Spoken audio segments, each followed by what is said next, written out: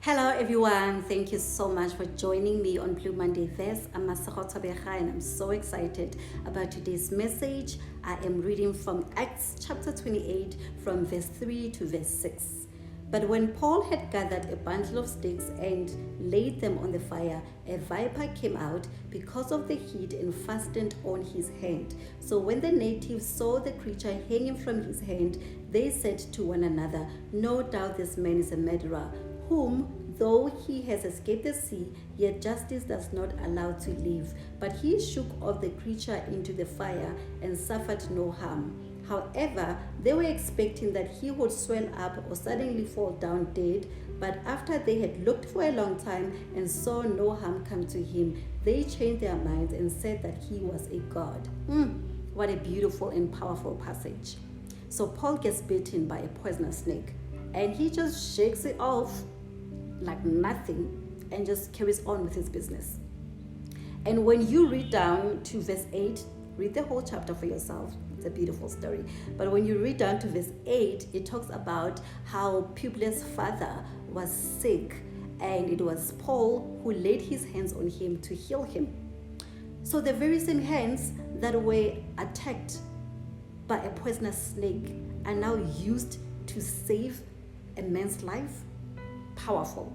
When I was reading and studying this passage, something that really stood out for me is that Paul recognized and understood that he was on an assignment, and he was not going to allow anything to get on his way. He was not going to allow even a poisonous snake to distract him.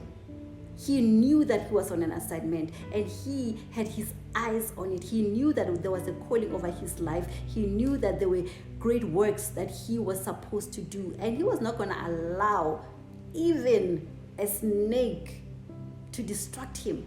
He just shook it off like nothing and carried on with his business.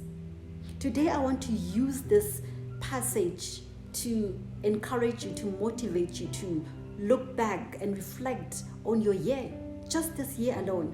We are approaching the end of the year, and I want you to take a moment to look back into a year, into the situations that you went through. There are things that were sent your way that were meant to kill you, but they didn't.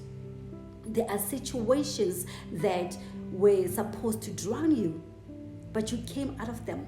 There were trials and tribulations that were supposed to overcome you, but you overcame them.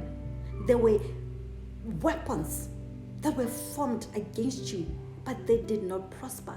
There's so much that you went through and came out of, and it was because of the power of God.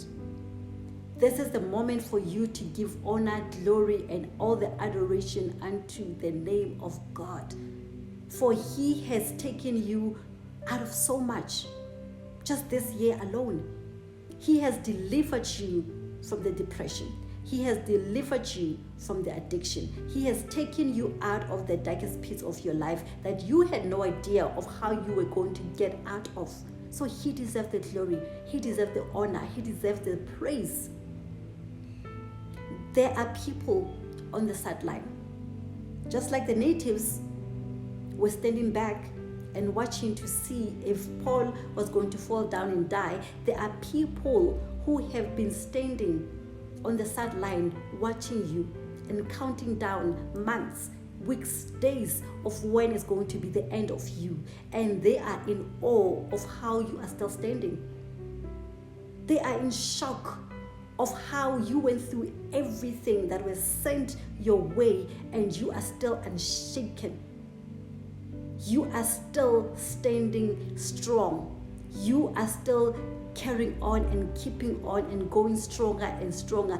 They are in awe of how you went through everything, and it did not take you down. It did not destroy you.